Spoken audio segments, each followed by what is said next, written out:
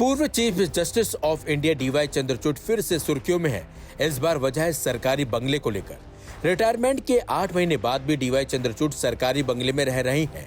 इस पर supreme court प्रशासन ने उन्हें पत्र लिखकर लुटियंस दिल्ली के कृष्णा मेनन मार्ग पर बंगला नंबर 5 को खाली करने को कहा है। नवंबर 2024 में जस्टिस चंद्रचूड़ सीजेआई के पद से रिटायर हुए थे। वो इस समय टाइप 8 बंगले में रहते हैं।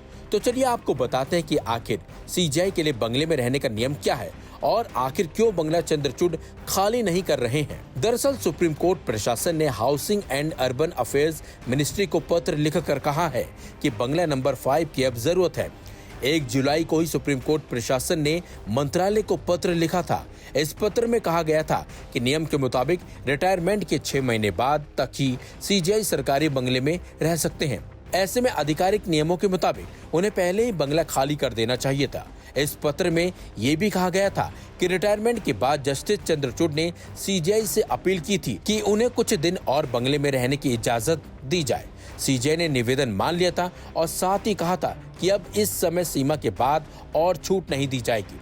हालांकि जस्टिस चंद्रचूड़ ने समय सीमा खत्म होने के बाद भी बंगला नहीं छोड़ा। सुप्रीम कोर्ट जज अमेंडमेंट रूल 2022 के मुताबिक सीजेआई रिटायरमेंट के 6 महीने बाद तक चाहे तो टाइप 7 बंगले में रह सकते हैं। जिस बंगले में जस्टिस चंद्रचूड़ रह रहे हैं वो एक लेवल ऊपर का है।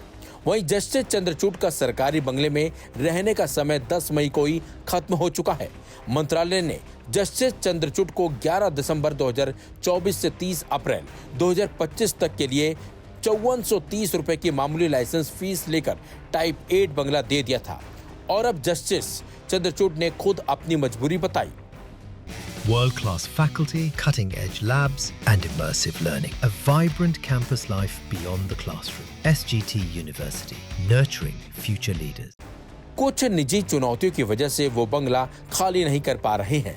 मुझे सरकार ने किराए पर रहने के लिए जगह दी है, लेकिन उसमें रिनोवेशन का काम चल रहा है। ये काम कम से कम 2 साल से बंद पड़ा था। मैंने सुप्रीम कोर्ट को बताया था कि घर तैयार होते ही अगले दिन ही मैं शिफ्ट कर लूंगा। उन्होंने कहा कि परिवार की स्थिति के मुताबिक उन्हें बहुत सावधानी से प्लानिंग करने की जरूरत है। उन्होंने कहा कि मेरी 2 बेटियां हैं जिन्हें कुछ खास जरूरतें रहती हैं।